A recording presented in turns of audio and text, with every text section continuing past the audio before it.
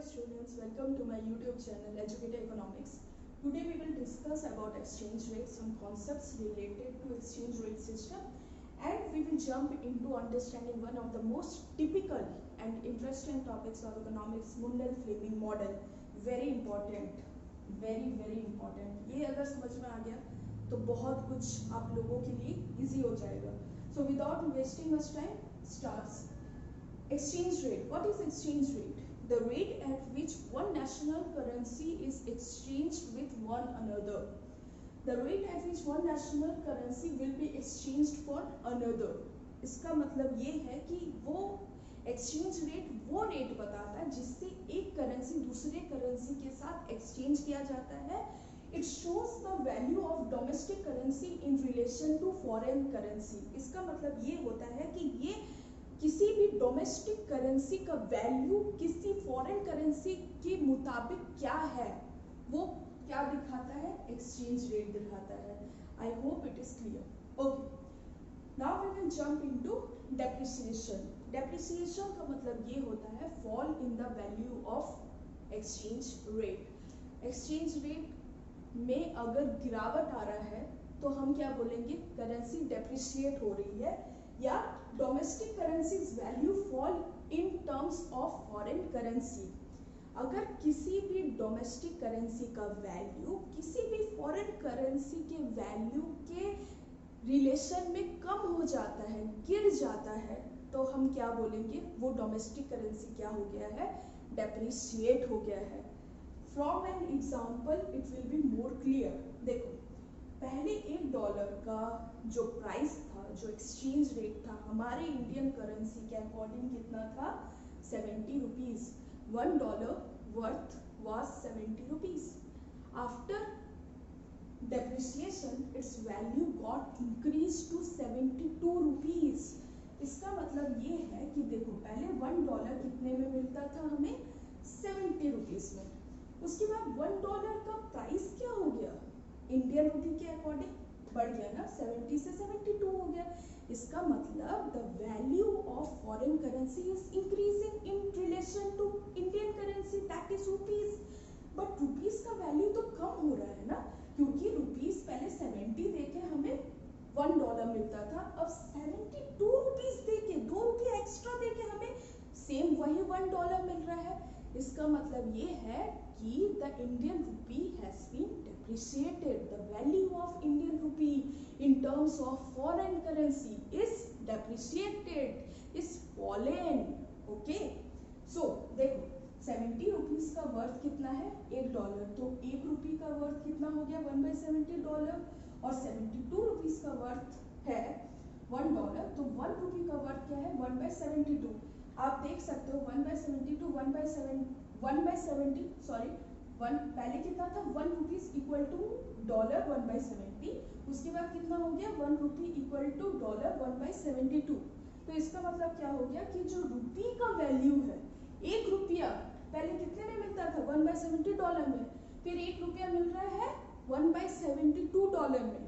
इसका मतलब ये हुआ है कि value of Indian currency in terms of US dollar falls और डेप्रिशिएट्स.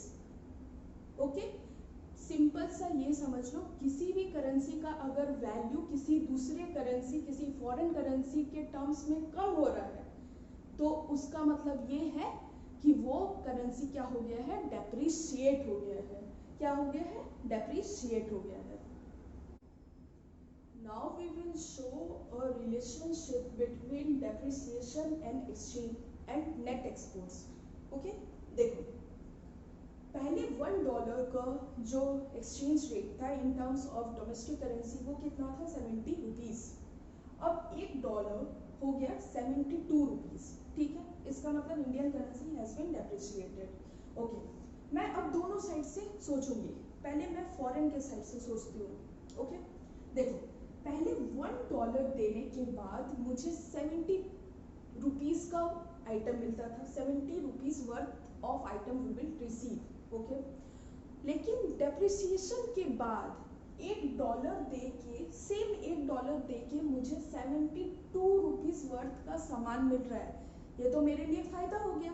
पहले $1 दे के मुझे 70 का मिलता था आइटम, आइटम, अब $1 देके मुझे 72 का आइटम मिलेगा, मतलब 2 रुपया ज़्यादा रिच आइटम मुझे मिलेगा। इसका मतलब ये होगा as a foreigner I will demand more and more domestic goods.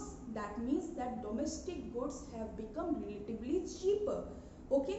और जब डोमेस्टिक गुड्स का डिमांड बढ़ेगा, इसका मतलब जो डोमेस्टिक कंट्री है उसका क्या हो जाएगा, एक्सपोर्ट इंक्रीज हो जाएगा। सो देखो, it indicates that domestic goods have become relatively cheaper, so exports will rise. Okay, एक पहलू हमने समझ लिया। अब मैं इंडियन के तरीके से समझती हूँ। देखो, पहले 70 रुपए दे के मुझे $1 का सामान मिल रहा था, अब 72 रुपीज दे के $1 का सामान मिल रहा है। इसका मतलब मेरे लिए तो ये घाटा हो गया।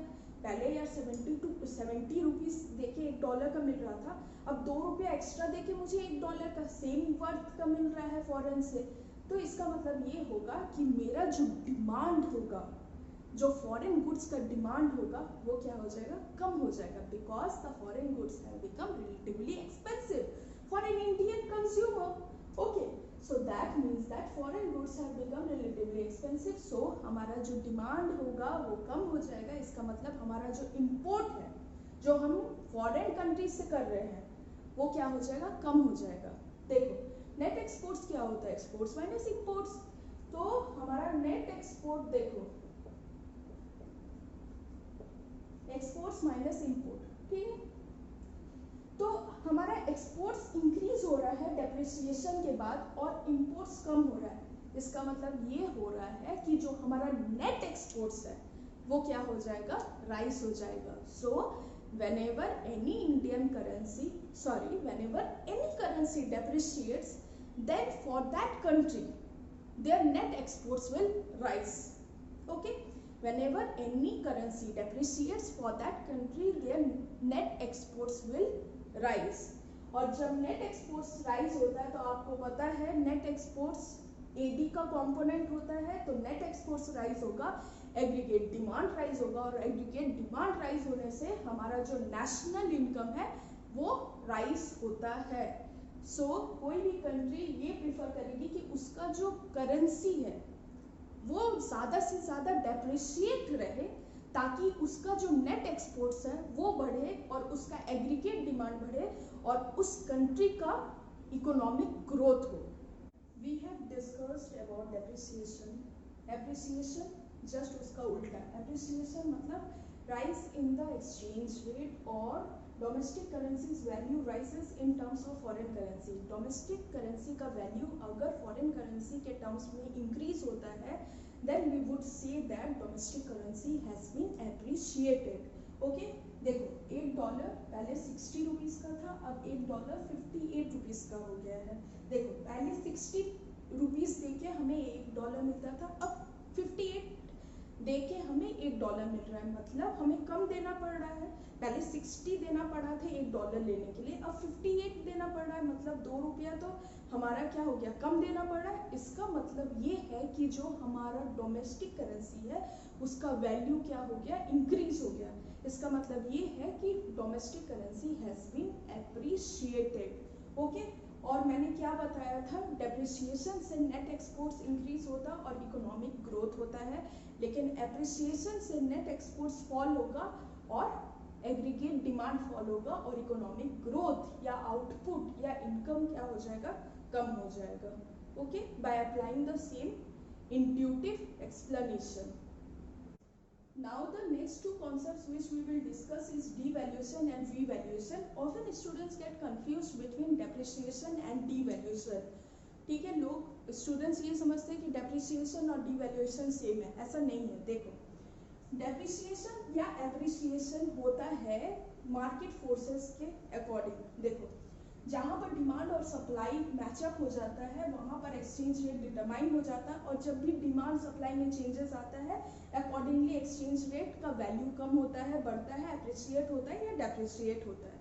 लेकिन डिवैल्यूएशन और रीवैल्यूएशन एक डेलिब्रेट एक्टिविटी है जो मॉनेटरी अथॉरिटी के द्वारा किया जाता है, या तो डोमेस्टिक करेंसी के वैल्यू को गिरा दिया जाता है या डोमेस्टिक करेंसी के वैल्यू को इंक्रीज किया जाता है।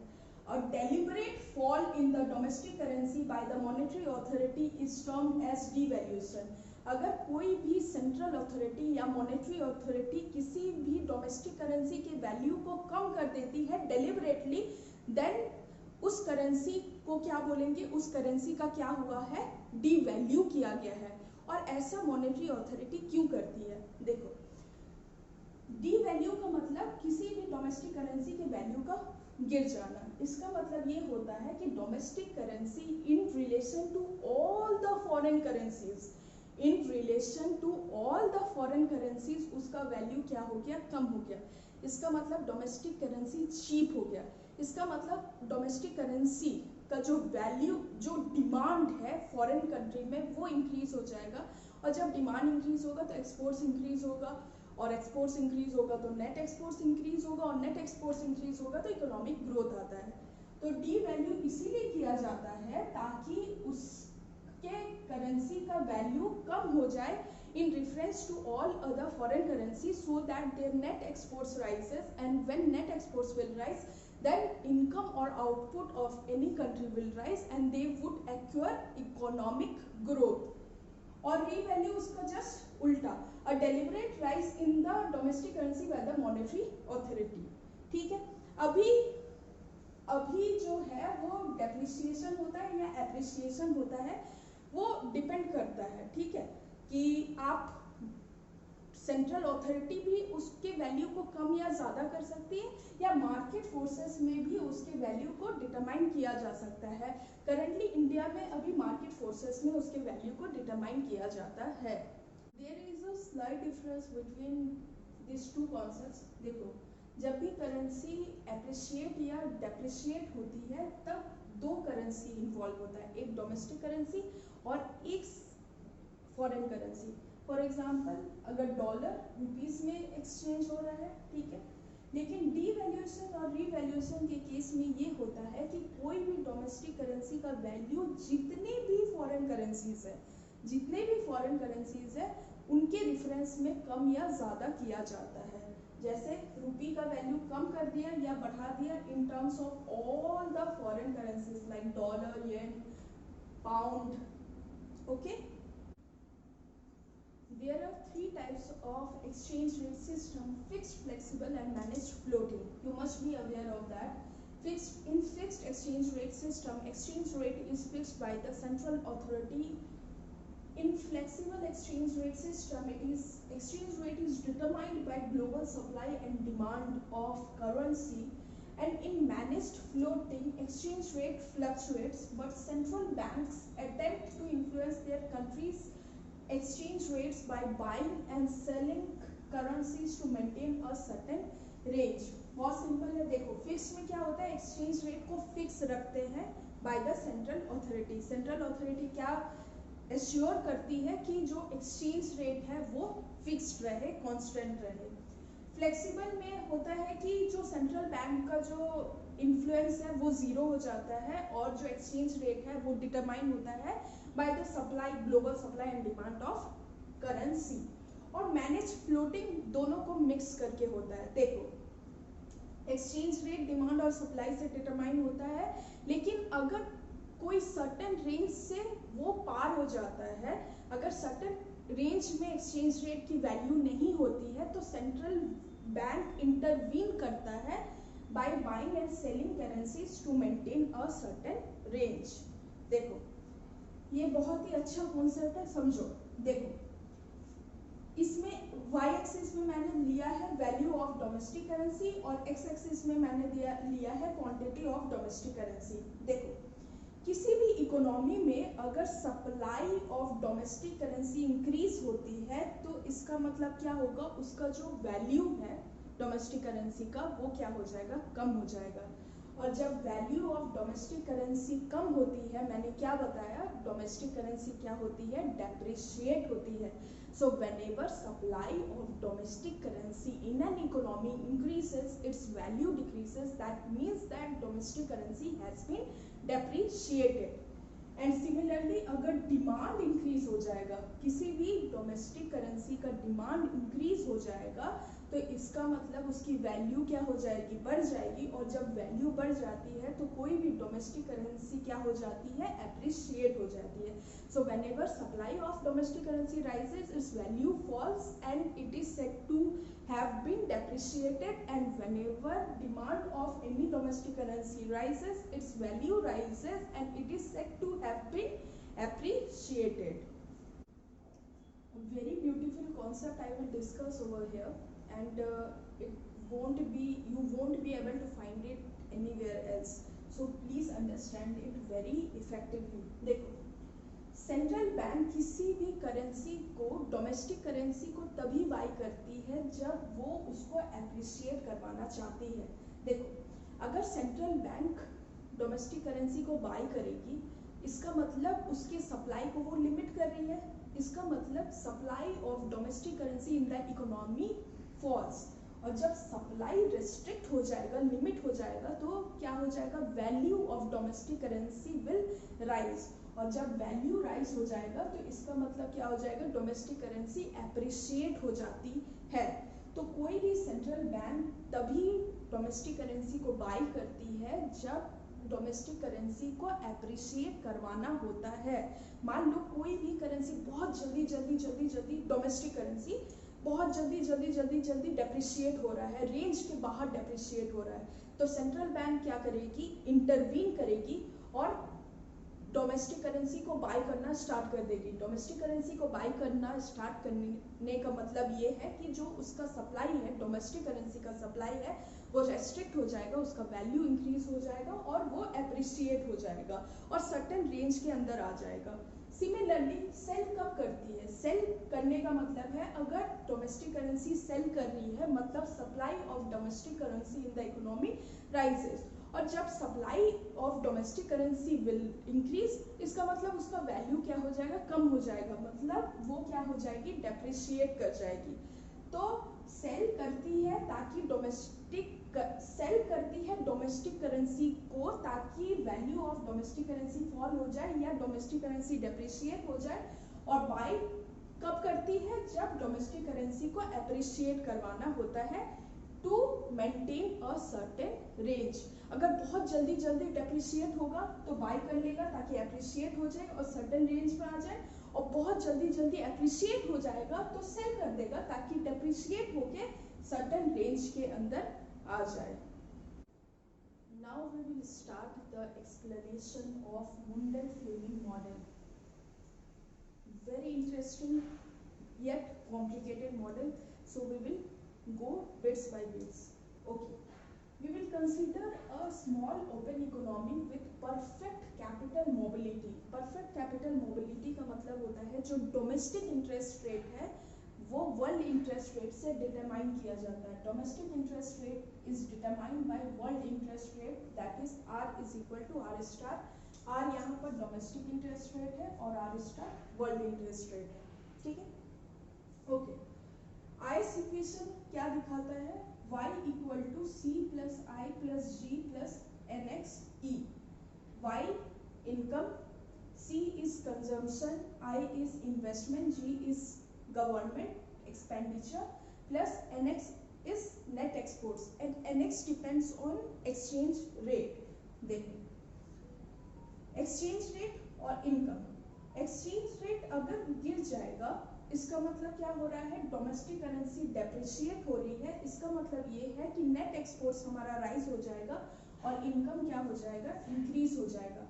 तो देखो अगर एक्सचेंज रेट कम हो जा रहा है इसका मतलब क्या है, नेट एक्सपोर्ट्स हमारा इंक्रीज हो जाएगा और नेट एक्सपोर्ट्स के इंक्रीज होने से वाई इंक्रीज हो जाएगा। So if we plot a graph between exchange rate and income, we will get a downward sloping IS curve. Okay?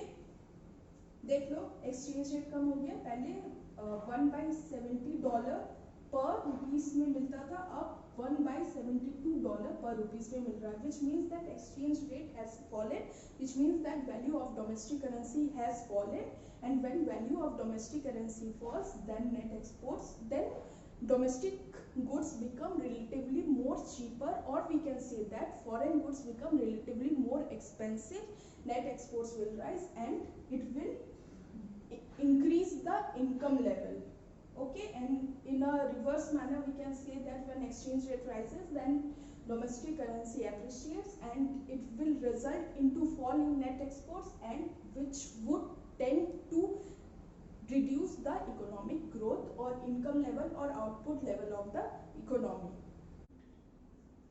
In the previous section we have discussed that there is an inverse relationship between exchange rate and income depicted by the downward sloping IS curve. Now LM equation आप लोगों को पता है कैसे determine होता है, money supply and money demand के equalisation से.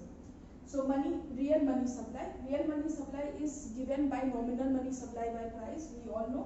So MS by P equal to L R Y. Okay, so this is money demand which is inversely related to interest rate and directly related to income level. Okay, so अब यहाँ पर इस equation का आप देखोगे कि exchange rate कहीं पर भी नहीं है, तो एक्सचेंज रेट और इनकम के बीच में अगर LM कर्व को ड्रॉ किया जाए तो वो स्ट्रेट लाइन बताएगा, क्योंकि the LM curve is vertical because the exchange rate doesn't enter the LM equation. Exchange rate LM equation में एंटर नहीं कर रहा है, इसीलिए अगर हम LM कर्व के ग्राफ को डिपिक्ट करेंगे E और Y की सिनेरियो में, तो वो क्या हो जाएगा, वर्टिकल लाइन शो करेगा, because it will not depict any sort of relationship between exchange rate and income. मुंडन फ्लेमिंग को समझने के लिए हमने एक सिचुएशन कंसीडर किया था, एक अज्यूम किया था कि हम इसको परफेक्ट कैपिटल मोबिलिटी के अंदर समझेंगे.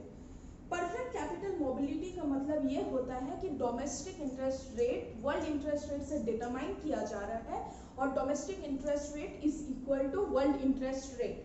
लेकिन कई बार ये होता है कि डोमेस्टिकली इंटरेस्ट रेट ज्यादा या कम हो सकता है, लेकिन विथ टाइम वो क्या हो जाता है, वर्ल्ड इंटरेस्ट रेट के साथ एडजस्ट हो जाता है. ये किस तरीके से एडजस्ट होता है ये अभी अपन समझेंगे. देखो, डोमेस्टिक सेविंग में फॉल हो गया तो क्या हो जाएगा, डोमेस्टिक इंटरेस्ट रेट राइज हो जाएगा, लेकिन ये जो राइज होगा ये बहुत ही शॉर्ट पीरियड ऑफ टाइम के लिए आएगा. तो देखो, अगर किसी भी कंट्री में इंटरेस्ट रेट राइज हो जाता है as compare to the foreign countries, as compare to the world interest rate, तो अगर मैं बाहर की कंपनी हूँ तो मैं ये सोचूंगी कि किसी भी कंट्री में इंटरेस्ट रेट ज्यादा है, तो अगर मैं उस कंट्री में इन्वेस्ट करूंगी तो मुझे वहां पर जो रिटर्न मिलेगा वो ज्यादा मिलेगा.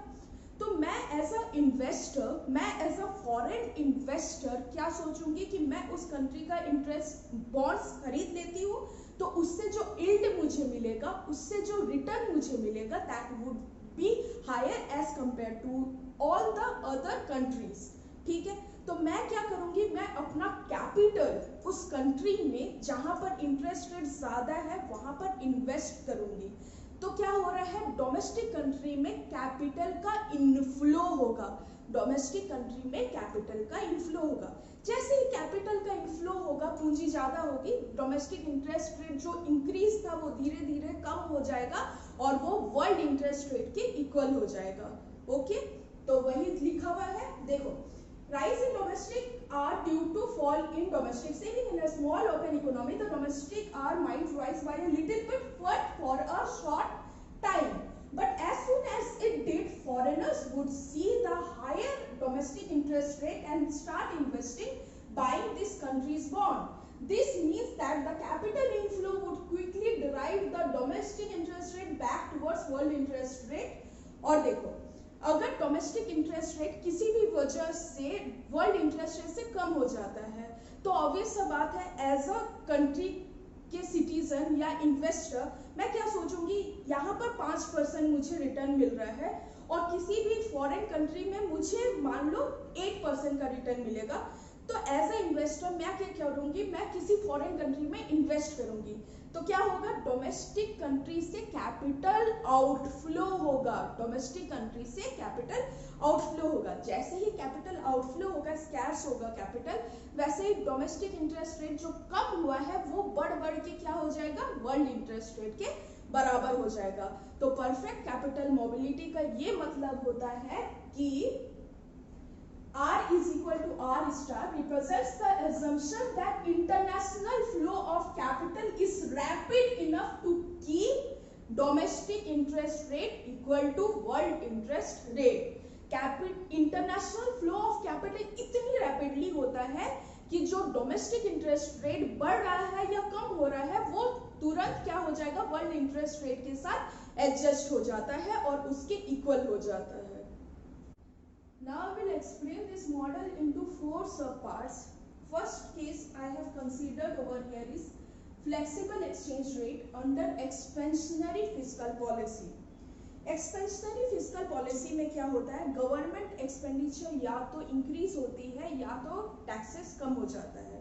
ठीक है, तो अगर गवर्नमेंट एक्सपेंडिचर इंक्रीज हो रही है या टैक्सेस कम हो जाएगी तो डायग्राम्स अगर अपन समझेंगे तो क्या हो जाएगा, there will be a rightward shift in the IS curve. Okay, I have given you 2 intuitive explanation. First I will explain you with the help of diagram। देखो फर्स्ट में क्या हुआ, गवर्नमेंट एक्सपेंडिचर इंक्रीज हो गया, tax कम हो गया, तो IS curve rightward की तरफ शिफ्ट हो गया।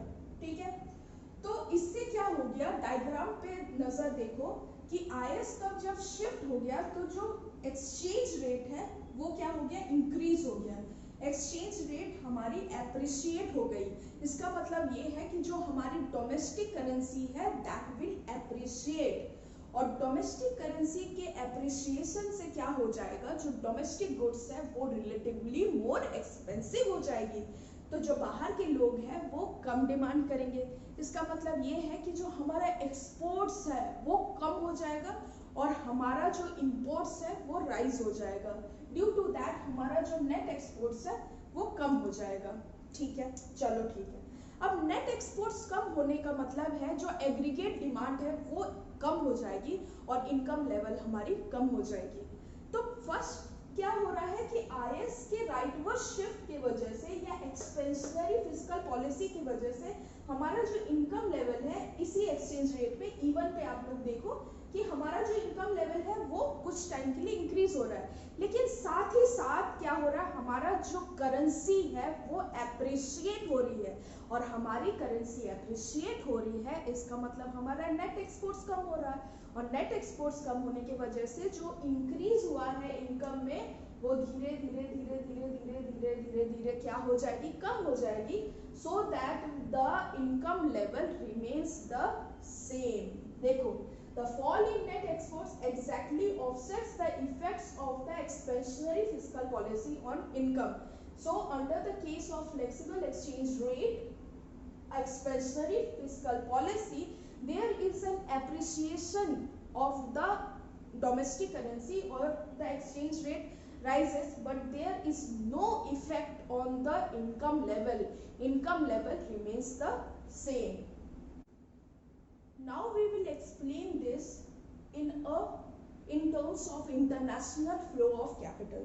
देखो, कोई भी क्लोज्ड इकोनॉमी में जब हम एक्सपेंशनरी फिस्कल पॉलिसी करते हैं, लगाते हैं, तो क्या होता है, इमीडिएट इफेक्ट होता है कि जो इनकम लेवल है वो राइज हो जाएगी, और इनकम लेवल के राइज होने से जो डिमांड फॉर मनी है, ट्रांजैक्शन डिमांड फॉर मनी है वो राइज हो जाएगी, और जब मनी डिमांड राइज हो जाएगी, मनी डिमांड जब राइज हो जाएगी तो डोमेस्टिक इंटरेस्ट रेट राइज हो जाएगा।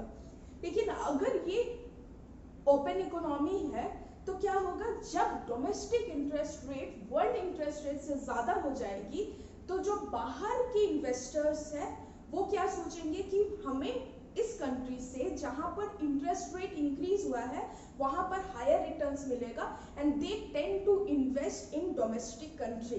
ठीक है, लेकिन इन्वेस्ट करने के लिए उनको क्या चाहिए, पैसे चाहिए, डोमेस्टिक करेंसी चाहिए, तो they would buy the domestic currency, they would intend to buy the domestic currency, और डोमेस्टिक करेंसी का इसीलिए डिमांड इंक्रीज हो जाएगा, और जब डोमेस्टिक करेंसी का डिमांड इंक्रीज हो जाएगा, इसका मतलब ये है कि डोमेस्टिक करेंसी एप्रिशिएट हो जाएगी, एंड एप्रिशिएट हो जाएगी तो नेट एक्सपोर्ट्स फॉल हो जाएगा, इनकम लेवल फॉल हो जाएगा। जो एक्सपेंशनरी फिस्कल पॉलिसी से इनकम लेवल राइज हुई थी वो एप्रिशिएशन की वजह से फॉल हो जाएगी और इनकम लेवल हमारा क्या हो जाएगा, सेम रहेगा। So I will read it once. In a closed economy, rising Y would induce domestic interest rate to rise. Not possible in a small open economy because जैसे ही R is greater than world interest rate, capital inflow takes place. और जब capital inflow होगा तो automatically domestic interest rate would equal to world interest rate. और capital inflow हो रहा है, इसका मतलब क्या है? It increases the demand for domestic currencies because foreign investors need to buy the domestic currency to invest in the domestic economy. वो अगर डोमेस्टिक इकोनॉमी में इन्वेस्ट करना चाहेंगे तो उनको डोमेस्टिक करेंसी चाहिए, वो बाय करेंगे, मतलब जो डिमांड ऑफ डोमेस्टिक करेंसी है वो राइज हो जाएगी। इसका मतलब demand for domestic currency rises, domestic currency appreciate होगा तो नेट एक्सपोर्ट्स कम होगा, इनकम लेवल कम होगा, एक्सपेंशनरी फिस्कल पॉलिसी से बढ़ाता है, एप्रिशिएशन से कम हुआ, so that income level remains at the same level. Now the next part which we will discuss is flexible exchange rate expansionary monetary policy. Under expansionary monetary policy, there is a rise in income, there is a rise in money supply. Considering the price level to be fixed, there is a rise in real money balances. Whenever there is a rise in real money balances, then it will lead to a rightward shift in the LM curve. और अगर diagram से देखें, जब LM curve में rightward shift होगा तो exchange rate हमारा क्या हो जाएगा, फॉल डाउन हो जाएगा। इसका मतलब डोमेस्टिक करेंसी हमारी डेप्रिशिएट हो जाएगी। और आप सबको अभी तक तो समझ में आ गया है कि अगर डोमेस्टिक करेंसी डेप्रिशिएट हो रही है, इसका मतलब डोमेस्टिक गुड्स रिलेटिवली चीपर है, नेट एक्सपोर्ट्स राइज होगी और इनकम लेवल हमारा क्या हो जाएगा, राइज हो जाएगा। ठीक है, ये एक एक्सप्लेनेशन है। अब अपन इंटरनेशनल कैपिटल फ्लो के अकॉर्डिंग समझते हैं। ठीक है, जब हमारा domestic interest rate world interest rate से कम हो जाता है तो क्या हो जाता है, हमारे यहाँ के इन्वेस्टर्स ये सोचते हैं कि अगर हमें यहाँ पर 5% इंटरेस्ट मिल रहा है और किसी फॉरेन मार्केट में हमें 8% इंटरेस्ट मिलेगा तो they would be induced to invest abroad. ठीक है, अगर बाहर इन्वेस्ट करेंगे इसका मतलब हमारा जो कैपिटल है वो क्या हो जाएगा, फ्लो होगी out of the economy, capital outflow होगा। ठीक है, कैपिटल बाहर जाएगी। तो देखो, when R is smaller than R star, capital flows out of the economy because investors seek a higher return elsewhere. ठीक है, और जब कैपिटल आउटफ्लो होगी तो अपने आप क्या हो जाएगा, डोमेस्टिक इंटरेस्ट रेट जो कम हुआ है वो बढ़ते बढ़ते वर्ल्ड इंटरेस्ट रेट के बराबर हो जाएगी। जब कैपिटल आउटफ्लो होगा इसका मतलब इन्वेस्टर्स को क्या चाहिए, फॉरेन करेंसी चाहिए to invest in foreign market. तो वो क्या करेंगे, वो फॉरेन करेंसी का डिमांड करेंगे। इसका मतलब वो डोमेस्टिक करेंसी को सेल करेंगे टू बाय फॉरेन करेंसी, क्योंकि उनको फॉरेन करेंसी चाहिए to invest in foreign market. तो फॉरेन करेंसी कैसे मिलेगा, वो डोमेस्टिक करेंसी को सेल करेंगे ताकि वो फॉरेन करेंसी को खरीद सके। ठीक है, जब डोमेस्टिक करेंसी को सेल करेंगे तो इकोनॉमी में जो सप्लाई ऑफ डोमेस्टिक करेंसी है वो बढ़ जाएगा, या supply of domestic currency in the forex market, foreign exchange market rises. और किसी भी चीज का जब सप्लाई बढ़ता है तो उसकी वैल्यू कम हो जाती है। इसका मतलब ये है कि हमारा जो डोमेस्टिक करेंसी है उसकी वैल्यू कम हो जाएगी और डोमेस्टिक करेंसी क्या हो जाएगा, डेप्रिशिएट हो जाएगा। डेप्रिशिएट हो जाएगा तो वही सेम कहानी, डेप्रिशिएट हो गया मतलब हमारा जो गुड्स है वो रिलेटिवली चीपर हो गया, नेट एक्सपोर्ट्स बढ़ जाएगा और इनकम लेवल क्या हो जाएगी, बढ़ जाएगी। ठीक है, ओके।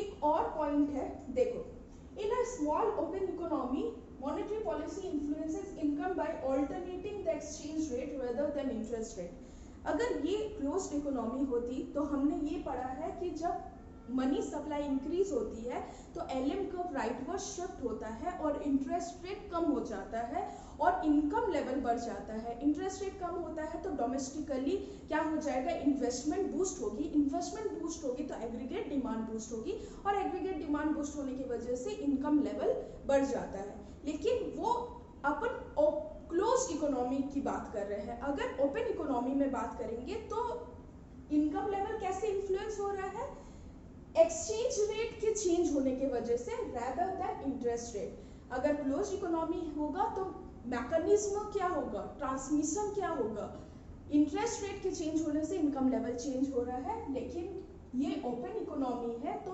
अपन देख रहे हैं कि एक्सचेंज रेट के गिरने के वजह से हमारा इनकम लेवल क्या हो रहा है, इंक्रीज हो रहा है।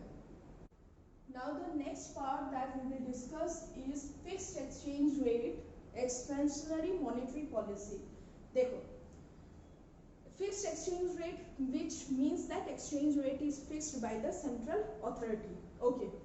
So if central bank operating with a fixed exchange rate system tries to increase the money supply in the economy, और मनी सप्लाई इंक्रीज करने के लिए क्या कर लिया, से बॉन्ड्स को खरीद लिया, पब्लिक से बॉन्ड्स खरीद लिया, मनी दे दिया तो मनी सप्लाई इंक्रीज हो गया। Money supply by considering the price level to be fixed, real money balances increase हो जाएगी तो जो एलएम कर्व है वो राइट की तरफ शिफ्ट हो जाएगा। ठीक है, और जब एलएम कर्व राइट की तरफ शिफ्ट हो जाएगा तो you people can see that there is a downward pressure on the exchange rate. दिख रहा है, जैसे ही एलएम कर्व राइट की तरफ शिफ्ट हो जाएगा तो एक्सचेंज रेट पे क्या हो जाएगा, डाउनवर्ड प्रेशर क्रिएट हो जाएगा। लेकिन as the central bank is committed to keep the exchange rate fixed, so arbitrageurs respond to the falling exchange rate by selling the domestic currency to the central bank। देखो, exchange rate गिर रहा है लेकिन exchange rate को तो fix रखना है, तो आर्बिट्रेगर्स क्या करता है, इसको किस तरीके से रिस्पॉन्ड करता है कि मनी सप्लाई तो बहुत ज़्यादा बढ़ गया है, डोमेस्टिक करेंसी बहुत ज़्यादा हो गया है, तो उसको क्या करता है, डोमेस्टिक करेंसी को सेंट्रल बैंक को सेल करना स्टार्ट कर देता है। और जैसे ही डोमेस्टिक करेंसी को सेल करना स्टार्ट कर देगा, डोमेस्टिक करेंसी का जो सप्लाई है वो कम हो जाएगा, मनी सप्लाई जो है वो कम हो जाएगा, और जो मनी सप्लाई है और एलएम कर्व है वो अपने ओरिजिनल पोजीशन को एक्वायर कर देंगे। There will be a to and fro movement in the LM curve, और ना एक्सचेंज रेट चेंज हो रहा है ना इनकम लेवल चेंज होगा। So monetary policy is ineffective under the fixed exchange rate regime. So this is the last topic of our discussion, fixed exchange rate, and under which we will discuss expansionary fiscal policy. So under expansionary fiscal policy, government either increases government expenditure or reduces taxes. It will lead to a rightward shift in the IS curve. As you can see in the diagram, there is a rightward shift in the IS curve. और जब IS curve में rightward shift होगा तो आप diagram में देखोगे कि जो एक्सचेंज रेट पे है वहां पर अपवर्ड प्रेशर क्रिएट होगा। LM1 हमारा ओरिजिनल LM कर्व है, IS1 हमारा ओरिजिनल IS कर्व है। तो जब राइटवर्ड शिफ्ट हो गया तो IS1 IS2 की तरफ शिफ्ट हो गया, और देखो यहाँ पर जब ओरिजिनल को कट कर रहा है तो there is an upward pressure on the exchange rate. लेकिन हमें पता है कि फिक्स्ड एक्सचेंज रेट में the central bank is committed to keep the exchange rate fixed. तो देखो, जो अपवर्ड प्रेशर क्रिएट हो रहा है उसको कम कैसे किया जा सकता है, तो उसको कैसे कम किया जा सकता है, उसको मनी सप्लाई को अगर इंक्रीज कर दिया जाए तो जो ये अपवर्ड प्रेशर क्रिएट हो रहा है एक्सचेंज रेट में वो कम हो जाएगा। मनी सप्लाई इंक्रीज का मतलब क्या है, supply of domestic currency in the economy को बढ़ाना है। तो ये कैसे करेंगे, जो आर्बिट्रेगर्स है respond to this situation by, वो जाएंगे सेंट्रल बैंक के पास, वो बोलेंगे कि हमें मनी सप्लाई तो हमें बढ़ाना है, तो क्या करना पड़ेगा, वो डोमेस्टिक करेंसी को परचेज करेंगे, डोमेस्टिक करेंसी को परचेज करना स्टार्ट कर देंगे by selling the foreign currency. ठीक है, डोमेस्टिक करेंसी को परचेज करना स्टार्ट कर देंगे by selling the foreign currency. और जब परचेज करेंगे इसका मतलब क्या है कि जो मनी सप्लाई है या supply of domestic currency in the economy rises. और जब मनी सप्लाई राइज हो जाता है, we all know that there is an expansion in the LM curve, there is a rightward shift in the LM curve. और money supply की increase होने के वजह से क्या होगा, income level in the economy will rise. So you can see over here that देखो exchange rate हमारा फिक्स रहा, लेकिन जो एग्रीगेट इनकम लेवल है इकोनॉमी में वो क्या हो जाएगा, Y1 से Y2 में इंक्रीज हो जाएगा। So under a fixed exchange rate system expansionary fiscal policy raises aggregate income level. Okay guys, I hope this video is helpful, will be helpful for you. And I have considered, I have taken this video from a lower level to higher level. And so if you like my video, then please do like, share, subscribe. मेरे channel को subscribe करो ताकि मुझे motivation मिले और मैं ज़्यादा से ज़्यादा वीडियो ला सकूँ। And please watch my previous videos also like Phillips curve and all, उसमें भी मैंने बहुत डिटेल से पढ़ाया है, तो do watch my previous videos also. Thank you guys, keep supporting, keep motivating. Thank you.